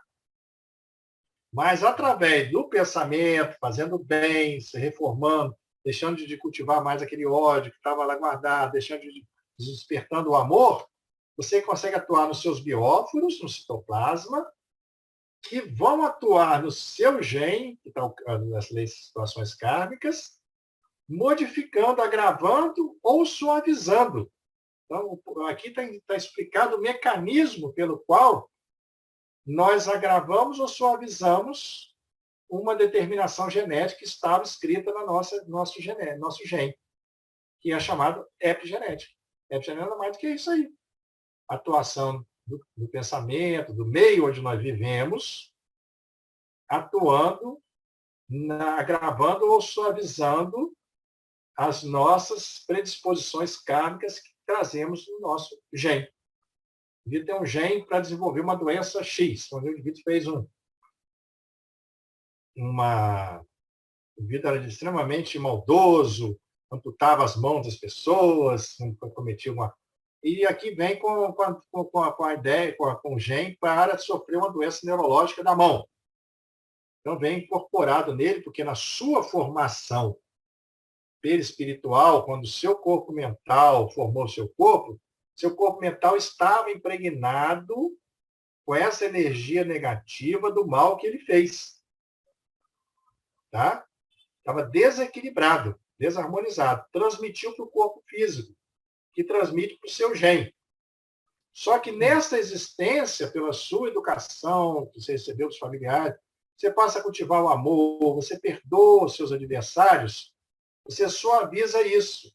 Então, em vez de você ter uma neurológica na mão, você passa a ter, às vezes, uma dormênciazinha no dedo. Porque a sua epigenética, que é a interferência no seu citoplasma, nos seus bióforos, nas suas mitocôndrias, interferiu na expressão ou no abafamento desse gene que iria se expressar para levar aquela doença. Isso aí, gente, com Raimundo vai explicar melhor do que eu. Eu só quis fazer esse intercâmbio aí entre a epigenética. E, para terminar, o que eleva a frequência vibratória do pensamento é o amor desinteressado. O amparo aos outros cria amparo a nós mesmos. Né? O amor, você gera pensamentos, vai atrair bons pensamentos, vai atrair a espiritualidade do bem, que vai te inundar de energias amorosas. Então, para o plano espiritual, a saúde é a perfeita harmonia da alma. Gente, falei demais. deixo aí agora um espaçozinho aí, né, Raimundo? Fiquem à Vamos ter, vontade. sim. Meus queridos irmãos, ter, né, esse nobre irmão entre nós é uma coisa maravilhosa, né? Ele nos impulsiona a querer saber mais, né? O Wilson, ele nos deu informações de querer saber mais, né? Porque pensamento gera rigidez. Pensamento gera a, o movimento para que o nosso corpo possa estar em harmonia. Então, não existe possibilidade alguma de termos um corpo rígido se nós não tivermos uma mente, né, harmoniosa. E quando o Wilson fala de pensamento, ele traduz que este pensamento leva a uma coisa inerente a todos nós, a nossa espiritualidade. Então, a espiritualidade de um ser, a forma como ela se interage com ela mesma, com o ambiente e com o outro, fará com que este corpo se manifeste das diversas formas possíveis.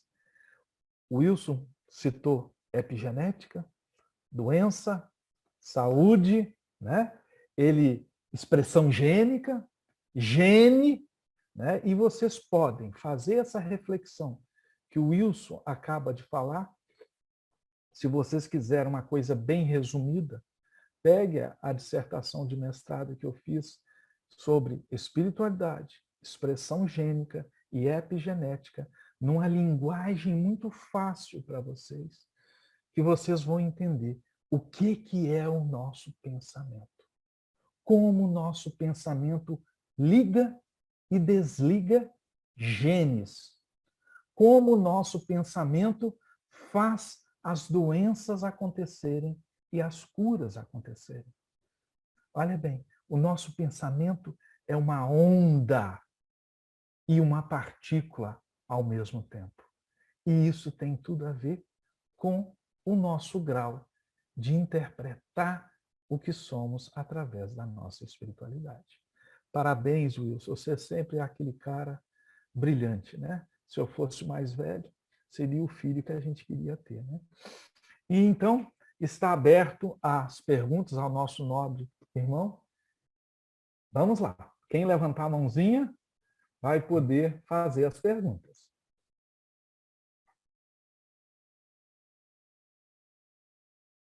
E aqui, Bárbara Stefani.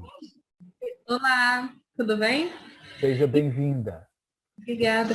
Eu tive uma dúvida quando ele falou da estrutura cerebral sobre o cérebro reptiliano, que ele conduz os nossos impulsos, né? O que a gente tem de impulso.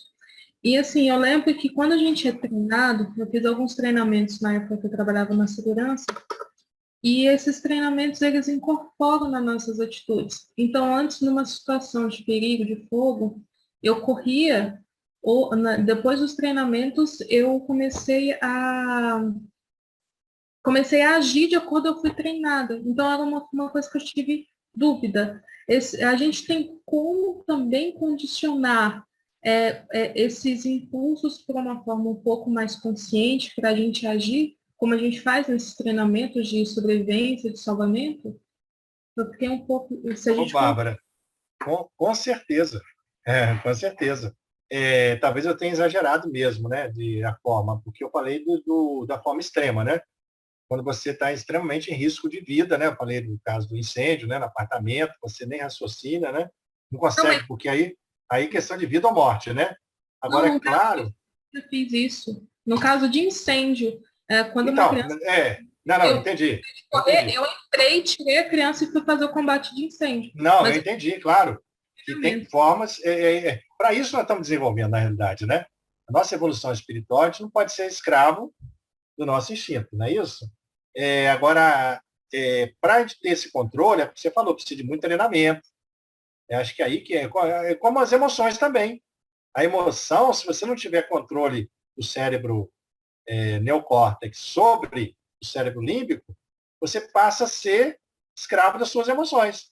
Você está com ódio, você começa a dar um soco no outro, dar um tiro no outro. Você está com raiva, né? Se você não, então, essa evolução nossa é exatamente para a gente poder ter um controle através da razão, né? Da razão, no caso, a emoção, né? Administrar as emoções. No caso seu, por exemplo, você já está no reptiliano. Então, você tem que dominar suas emoções e usar a razão. Agora, por exemplo, se você pegar uma cobra, que só tem o reptiliano, ela não consegue fazer isso. Se você passar perto de uma cobra, ela vai ela vai interpretar que você está sendo um risco para ela, imediatamente ela vai te dar um bote e morder. Ela é réptil, né? Qualquer réptil, ele não tem esse sentimento, não tem como administrar essa reação. Nós vamos, claro, nós não somos escravos, mas é o primeiro a agir. Primeiro, eu queria dizer que ele é o mais, assim, hierarquicamente, aquele lance de confiar ou não confiar, né? Numa relação de interpessoal, é o primeiro a agir. Quando você vê uma pessoa e fala, essa pessoa não é confiável. Pô, acabou tudo, né? Não tem emoção, aí você não tem gostar, não tem achar bonito, não tem mais nada. Você não vai ouvir para a pessoa de jeito nenhum mais. Não é confiável, você já perdeu tudo. Então, hierarquicamente, ele é o mais forte, mas é o mais burro também, né? É o mais forte, mas é o mais burro. Então, se você for inteligente, aí é que entra o problema da guerra, da violência, né? Será que o pessoal está agindo muito com o ego, com os instintos, né? E pouco com Por isso que a gente não aceita mais, no mundo de hoje, a guerra, né? Porque já é um predomínio, numa época atrás, há 200 anos atrás, o homem, a violência em campear, você tinha que, né? Tinha duelo, tinha tudo mais. E hoje não se admite, porque o racional, que nós já temos de conhecimento, de treinamento, como você falou, não se admite, né? Você ter que matar para conquistar o outro, alguma coisa assim. Mas Acaba você está certinho. Acaba sendo, né, Wilson, aquilo que você falou, a evolução do cérebro e da mente. O homem pré-histórico, ele tinha um cérebro pequeno. O reptiliano, desenvolvido, mas a partir do momento que você fazia os treinamentos como você fez, Bárbara, lá, de aprender determinadas coisas, o que aconteceu? Aquela informação, ela foi para a epigenética, foi para o seu código genético, o epigenoma. Depois de várias encarnações, tal, o seu corpo agora, ele só admite ser reencarnado num corpo mais evoluído. Então, a mente evoluiu, o corpo evoluiu conforme as informações epigenéticas que foram passadas de gerações em gerações. Olha como é que é bonito quando você fala uma coisa dessa, pega essa explicação que o Wilson colocou, né, e consegue entender que nós estamos em intensa evolução, né? O corpo do homem pré-histórico é totalmente diferente do corpo do que somos hoje. Por quê? Inclusive no tamanho do cérebro, né? O corpo do pré-histórico, ele não tinha o cérebro neocórtex, ele era tão atrofiado que a fronte dele, não sei se você já viu a figura do Sim, eu coloco isso em algumas palestras. A fonte é totalmente chata, ela não é que o cérebro, a parte frontal, que é o neocórtex, é muito pouco desenvolvida. O corpo evolui porque a mente evoluiu. Claro. A mente evoluiu, o corpo evoluiu. Nossa amiga Maria Helena. Posso só complementar a resposta de vocês para a Bárbara rapidinho? Sim, querida. Claro. Bárbara, você falou dessa questão dos instintos, né? Disso que dá para mudar. Se eu não me engano, na Gênese, bem no comecinho dela, acho que naquela parte da providência divina, eles explicam um pouco disso aí. De que os instintos, né, são a maneira que Deus tem para auxiliar os seres que estão no início da evolução deles. Então, você tem um bichinho, uma planta que não tem capacidade de tomar certas escolhas racionais, tipo pensar, eu preciso fazer isso para a minha sobrevivência, eu preciso fazer isso para o meu bem-estar, e aí você tem um instinto, que é para conduzir essa coisa. Só que à medida que você evolui intelectualmente, espiritualmente, emocionalmente, você tem mais controle das suas emoções, dos seus pensamentos, o controle dos impulsos, dos instintos sobre você diminui. Então, você meio que vai substituindo, e isso é um processo, né? Então, você está fazendo esse processo, você está deixando que a sua racionalidade assuma um pouco do lugar dos instintos, e isso é natural, isso acontece com todo mundo. Não é porque a gente ainda tem um bulbo, um cerebelo, que a gente tem que ficar preso nesses instintos primitivos para sempre, e isso é um processo. E você está seguindo o seu processo. Ele fala instinto, depois vem sensações, depois vem sentimentos, depois o amor. Então, quando o amor estiver imperando em cima disso tudo aí, pronto, nós somos tudo, vai equilibrar todos os outros, né? Maria Helena, o seu som, você tem que abrir o seu microfone. Desculpa. Boa noite. Não tinha visto ainda. Eu assisti a palestra, muito interessante, e me remeteu ao Evangelho, né? Em que Jesus, ele várias vezes, quando aconteceram os milagres, ele disse que a tua fé te salvou. Né? Então, várias vezes ele colocou isso. Ele não poderia, na verdade, explicar melhor o que ele queria dizer, porque as pessoas naquela época não teriam entendimento suficiente para captar realmente o conteúdo, né, do que ele gostaria de explicar e dizer com a tua fé te salvou. Mas aí ficou na minha cabeça uma dúvida. É importante do ponto de vista, vamos dizer assim, do paciente, de quem tem o problema, de quem tem a doença, a fé. Então, foi colocado aí a fé até como um contraponto ao medo, né? Então, a importância do paciente, de quem tem a doença, desenvolver a fé. Mas como que atua nesse processo de cura o médium de cura? Ele é um catalisador, né? Qual que é a importância nesse processo do médium de cura? Né? Estimular a fé não acredito que seja isso, né? Não acredito. Então, onde que entra o médium de cura? Maria Helena, parece que é na Gênesis também que fala que nesse processo é como se o médium fosse a bomba ejetora e o paciente, a bomba de sucção. Os dois têm uma bomba de sucção e a bomba de injeção, né? O médium está injetando fluidos, né? E o paciente, ele vai captar essa energia, a sua bomba de sucção, no caso, né? De acordo com a sua fé. Se ele tiver fé, ele vai estar com pensamento firme, consistente, claro, sustentado em querer ficar bom.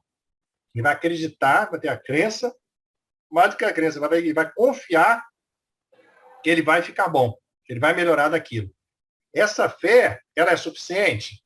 Às vezes, ele precisa de ter uma injeção, uma bomba injetora de fora, para potencializar esses fluidos que ele vai mobilizar com a sua fé. Às vezes a sua fé não consegue mobilizar o suficiente para efetuar a sua mudança corporal. Mas quando ele tem um médium que auxilia nisso, que vai facilitar nessa energia, porque tudo é questão de energia também. E energia é matéria. Então, ele precisa dessa energia fluídica do médium. Entende? Então, é claro que se ele tiver uma fé exuberante, ele já vai estar em contato com a espiritualidade superior, não precisa nem do médium, né? Mas, às vezes, o nível nosso ainda de vibração ainda densa, a gente precisa de vibrações do médium encarnado. Não sei se você lembra que o André Luiz fala, tem uma passagem que uma mãe pede para interferir no seu filho, que tinha tido um AVC. E ela queria que ela estava no plano espiritual, pede a André Luiz que interfira junto aos instrutores para que ele ganhasse mais 5 anos de vida, que era muito importante no seu processo aí de reajuste, de reconciliação com a família.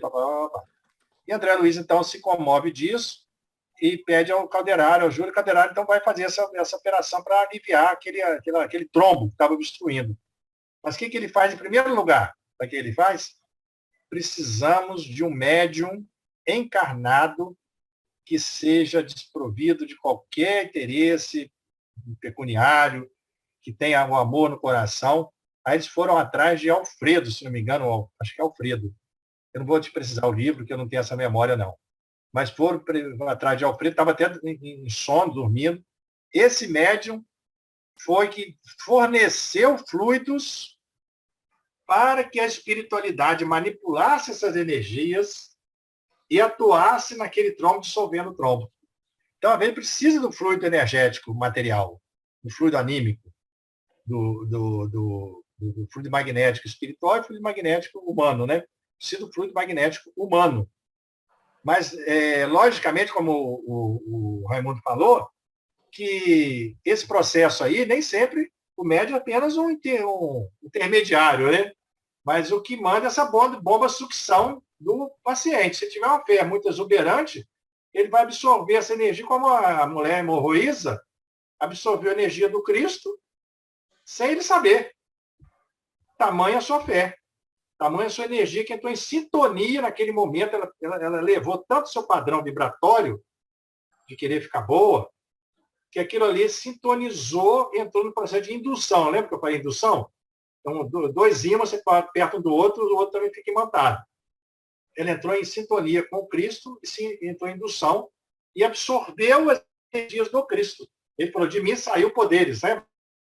De mim saiu dinamis, que é poderes, força, né? Ou seja, sentiu que saiu energia fluídica, que é matéria. Eu estava no mundo material, que a energia do pensamento atua, é a energia material, que atua através do fluido cósmico, atua reforçando a fé do paciente, vamos dizer assim, reforçando a bomba ejetora e a bomba de sucção. Contribuindo com o Wilson, e imaginando você agora nas suas perguntas, Maria Helena, foram as minhas perguntas há uns 4 ou 5 anos atrás. E através dos estudos, né, a gente identificou que o catalisador, o Cristo, ou qualquer médium de cura, é o cara que mandou as energias. E o que você fez? Você renovou o seu perispírito, você obteve a cura no seu perispírito e espírito, que fez com que o seu corpo respondesse ao que você é. Através de quê? Porque isso não foi milagre. Isso que ocorreu em você, ou está ocorrendo em várias pessoas, né? Essa cura, ou essa modificação, ou essa expressão do corpo, foi através dos mecanismos epigenéticos.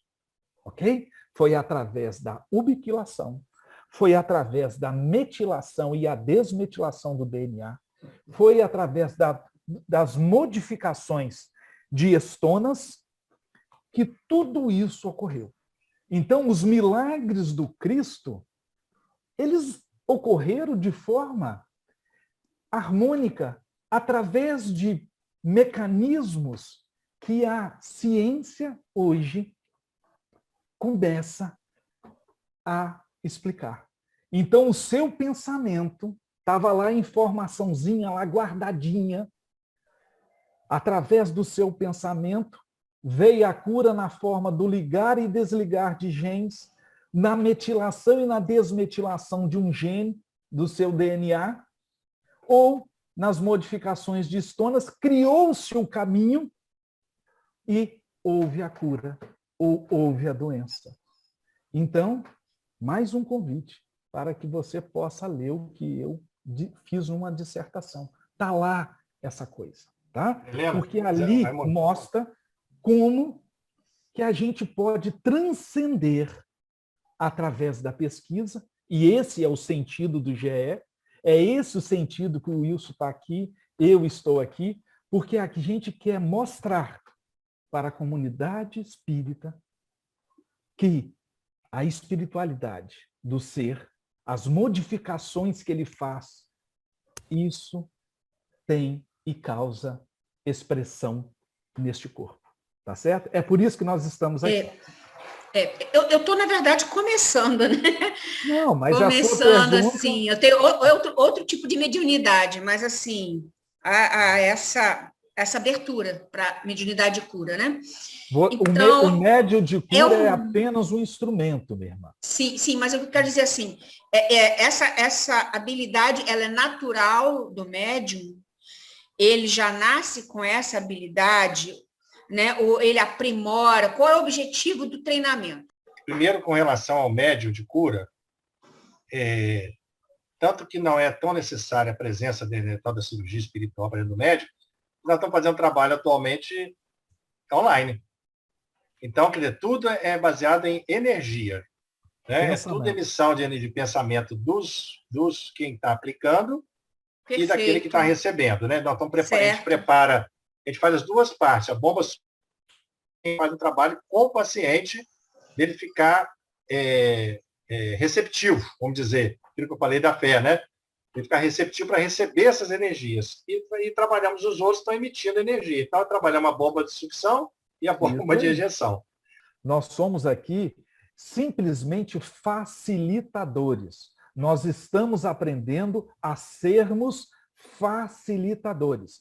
Quem faz a coisa acontecer é o próprio sujeito, dono do seu corpo, dono da sua mente. Então, o assistido, só finalizar aqui, Juízo, o assistido, ele está lá dentro da sala, querendo receber as energias. E nós estamos lá fazendo o quê?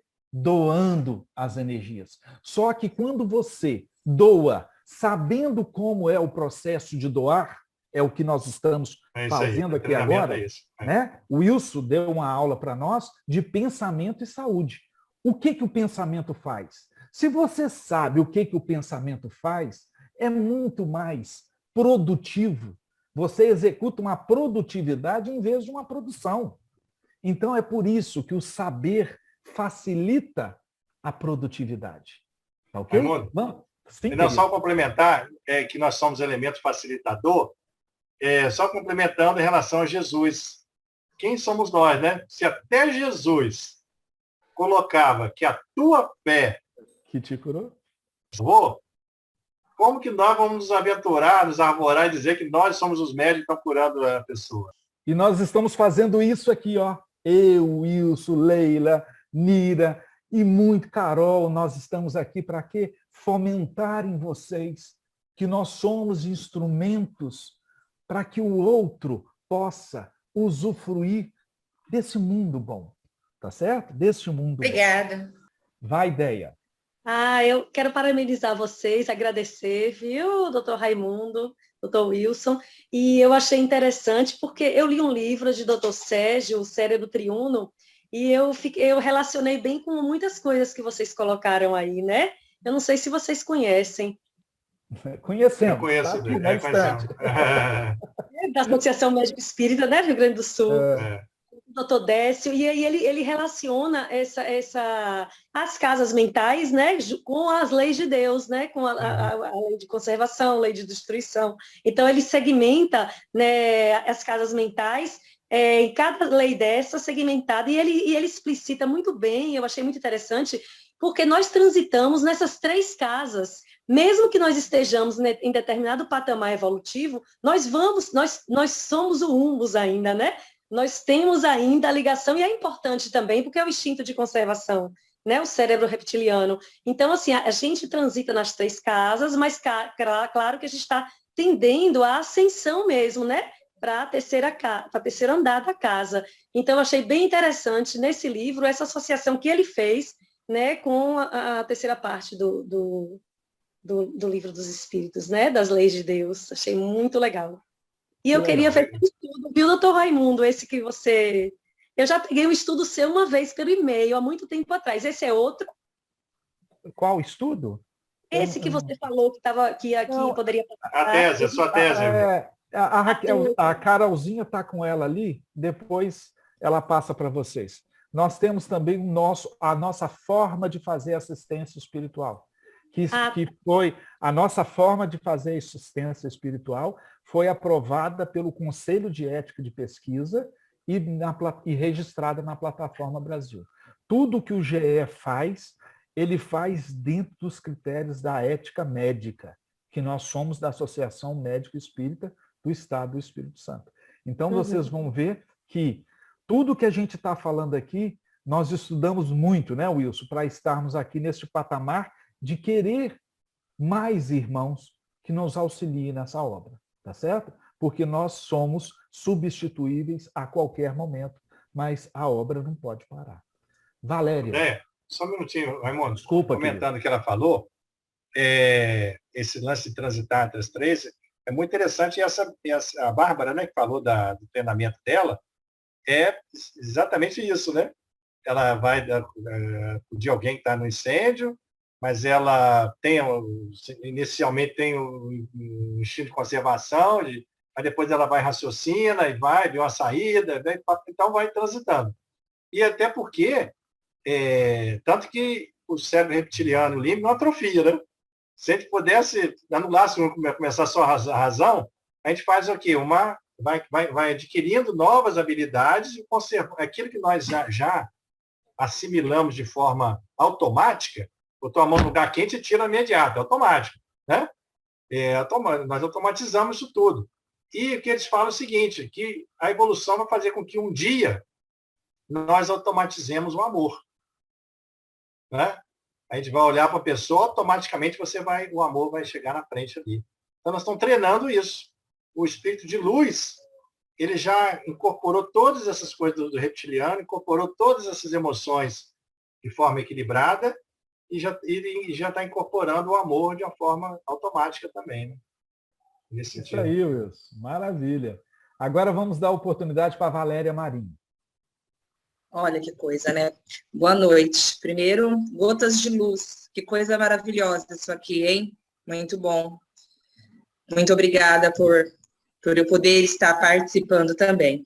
Eu só queria falar um pouquinho com relação ao pensamento. Eu tive a oportunidade de testar, né, na teoria, a questão do pensamento, e agora vivenciando, porque eu desenvolvi um linfoma não Hodgkin, descoberto no final do ano passado, e quando eu diagnostiquei, a gente tinha feito várias pesquisas e não vinha um diagnóstico conclusivo, e quando eu peguei o diagnóstico do linfoma, eu já estava no estágio 4, era um linfoma clássico, o esclerose nodular de Hodgkin, mas ele estava no último estágio. E aí, imediatamente, comecei a fazer um tratamento online de cirurgias e manutenção espiritual, e comecei a trabalhar com as minhas células, nutrindo o meu pensamento na cura das células, tentando influenciar com o meu pensamento. Eu tenho que fazer 12 quimioterapias, eu estou na 8ª, fiz a 8ª ontem. Quando eu cheguei na 4ª quimioterapia, o médico pediu já um PET scan, e eu fui fazer esse exame. E fui já com toda a certeza de que o exame estaria zerado. Quando eu entrei na sala do médico que faria o meu exame, eu brinquei com ele, que ele pegou o meu primeiro exame, horrível, e eu brinquei com ele, doutor, hoje vai estar zerado. Ele falou, Valéria, não fica triste caso, né, não esteja zerado o seu exame, é difícil, você fez poucas sessões de quimioterapia, pode ser que tenha algum local ainda, e eu brinquei com ele, vai estar zerado. Fui para a máquina, o tempo inteiro mentalizei que o médico, após terminar o meu exame, ele me chamaria. E fiquei meditando naquilo, acabou o exame, ele me chamou. Valéria, vem cá que eu quero te mostrar uma coisa. Você está vendo as suas imagens? Eu falei, não tem nada, né? Ele falou, não tem nada. E não tinha nada. Estou concluindo meus ciclos de quimioterapia, agora por protocolo, mas com linfoma zerado. Eu conversava com as minhas células. E eu acho que, apesar de todo o tratamento que eu faço à parte, eu não tenho a menor dúvida de que todo esse processo me ajudou muito, muito, muito. Ô, Valéria, o seu depoimento é muito lindo. E eu e o Wilson aqui, né, nós tivemos a oportunidade, minha irmã, de escutar um depoimento muito semelhante que você acaba de falar, sábado passado. Uma assistida do GE com uma neoplasia de bexiga tomada, segundo ela, né, Wilson, com biópsia mostrando invasão de lâmina própria. Então, quer dizer, não tinha como. Aí era a pandemia, não tinha como fazer, as cirurgias aqui foram suspensas. Ela fez a biópsia, deu o diagnóstico do câncer, entrou a pandemia, num momento aqui no Espírito Santo ficou muito intenso, as cirurgias teve que ser canceladas. Ela não pôde fazer a cirurgia dela. Mas ela teve a oportunidade de entrar no GE para fazer a assistência espiritual. E ela estava impossibilitada de fazer a coisa. E depois, simplesmente, o médico sensibilizado com a doença dela, coloca essa senhora num programa de imunoterapia, um programa experimental de imunoterapia. Olha bem, Wilson, é aquilo que nós escutamos lá, pegamos. Aí essa senhora, para entrar no programa de imunoterapia, precisava de uma biópsia recente. Essa senhora fez a biópsia, a tal biópsia recente. Depois, um dia depois da biópsia, na alta da biópsia, ela ainda vai no último dia do GE, de sonda vesical. Lembra disso, Wilson? Ela foi uma das últimas a chegar de sonda vesical. Não perdeu, porque ela não queria não participar da pesquisa, porque ela tinha que ir no último dia, senão ela ia ser isolada. Ela foi com maior dificuldade. O resultado dessa biópsia para entrar num programa experimental. Não tem mais nada. E o único tratamento que ela fez foi do GE. Isso por biópsia que ela nos mostrou e deixou que a gente falasse isso na presença minha e do meu nobre colega aqui, o Wilson Ayub. Então, minha irmã, o poder do pensamento, o poder da cura, né? O poder de transformar o indivíduo é do indivíduo. E graças a Deus nós temos o quê? Um Jesus que esteve por aqui, o médio XYZ que a gente vê em tudo quanto é lugar. Tá certo? Então, esses potencializadores, esses catalisadores de energia, como o nosso irmão Wilson falou, né? A bomba ejetora e tudo mais, estão aí para isso. Para quê? O sujeito merece. Então, vai vir ajuda para ele. Ok? Mais alguém? Valéria? Oi, estou aqui. Olha, esse depoimento foi fantástico, aí, como o Raimundo colocou, o seu. Eu acho que isso aí fala mais do que 1000 palavras que eu falei aí, né? Eu acho que toca mais o nosso coração, né? Mas o que eu acho disso tudo é o seguinte: a gente que atrapalha, sabia? A fonte de energia do universo, de Deus, é infinita.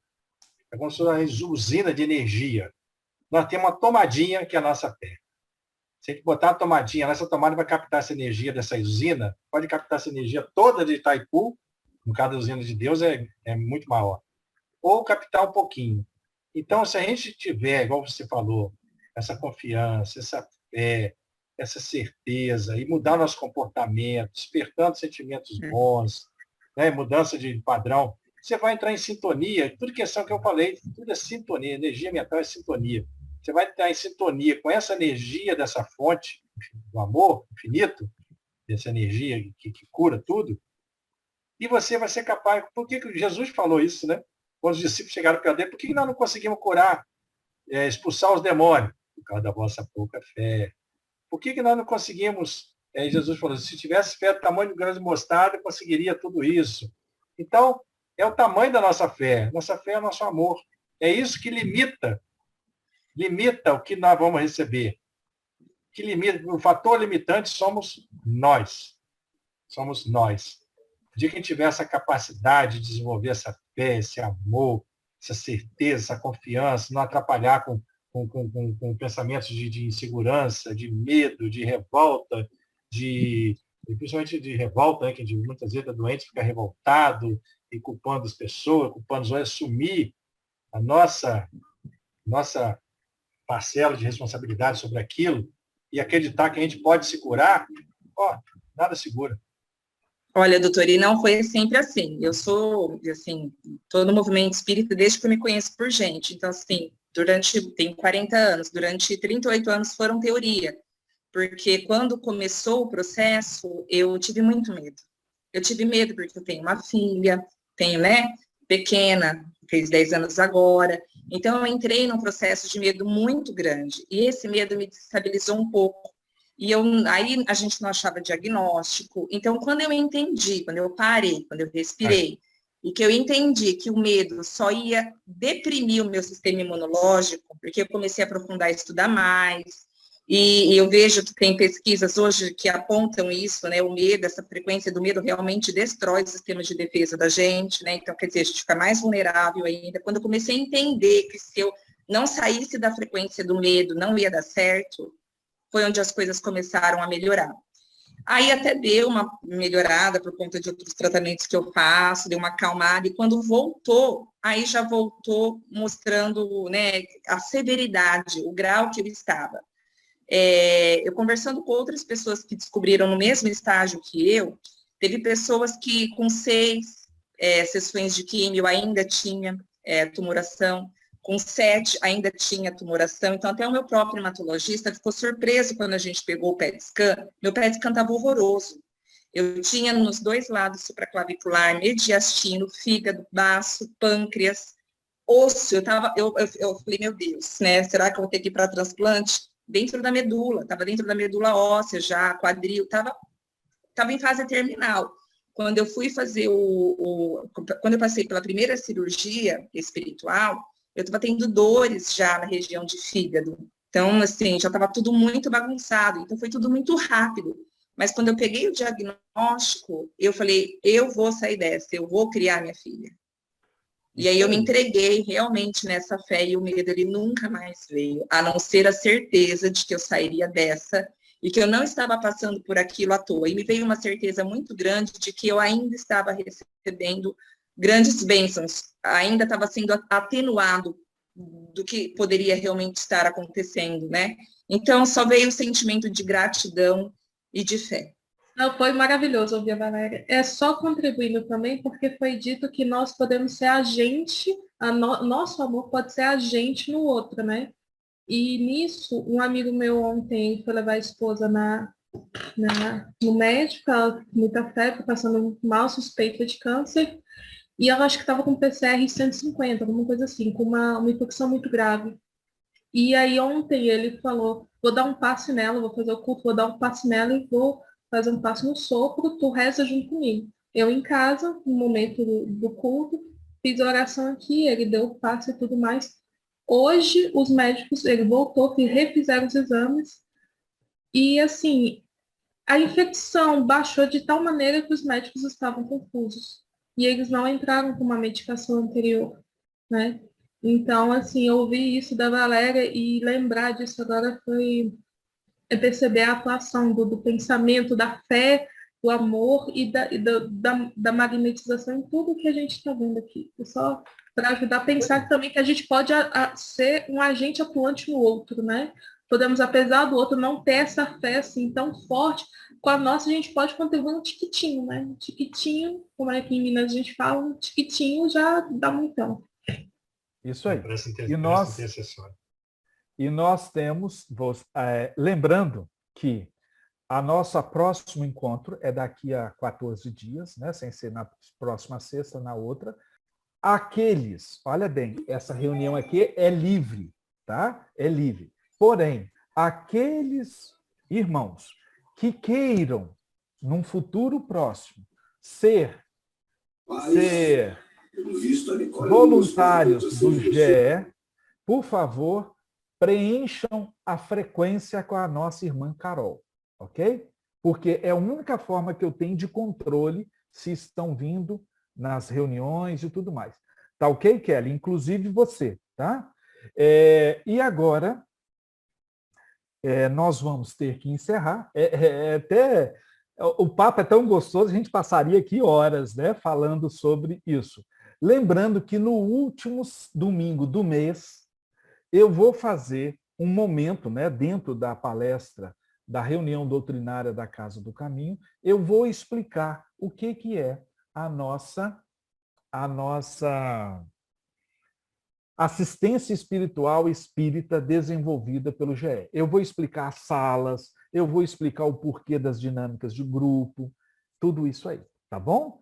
E agora nós vamos passar, a nossa querida Leila está aqui ainda?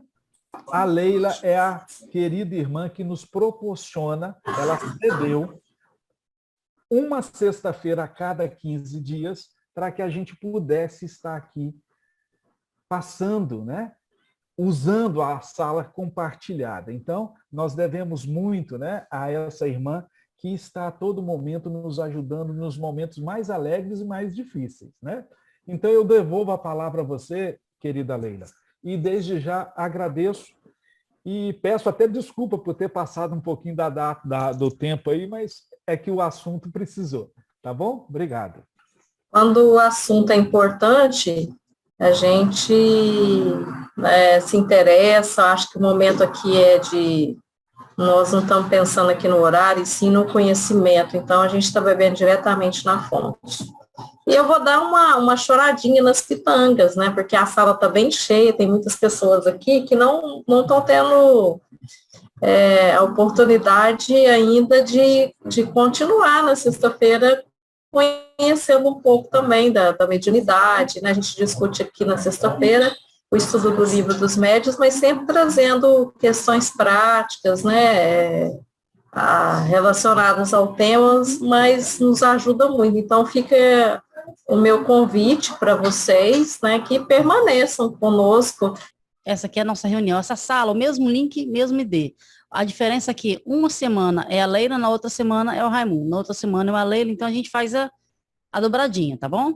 Nas sextas-feiras, assim, né, sempre que possível, participando aqui das nossas atividades. Sempre no final da sexta-feira eu faço um encerramento com uma meditação com o mentor, trazendo assim, né, a aproximação nossa com o nosso mentor individual. Então, fica aí o convite para todos, né, que queiram participar.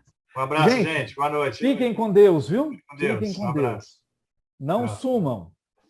Tchau para todo mundo. Tchau, Fiquem com Deus. Tchau, Leila. Boa quinzena. Tchau, pessoal. Boa noite, muito obrigada. Boa noite, gratidão. Boa noite, Tchau, boa pessoal. noite. Obrigada. Até a próxima. Até a Obrigada. Boa noite a todos, obrigada. Boa noite.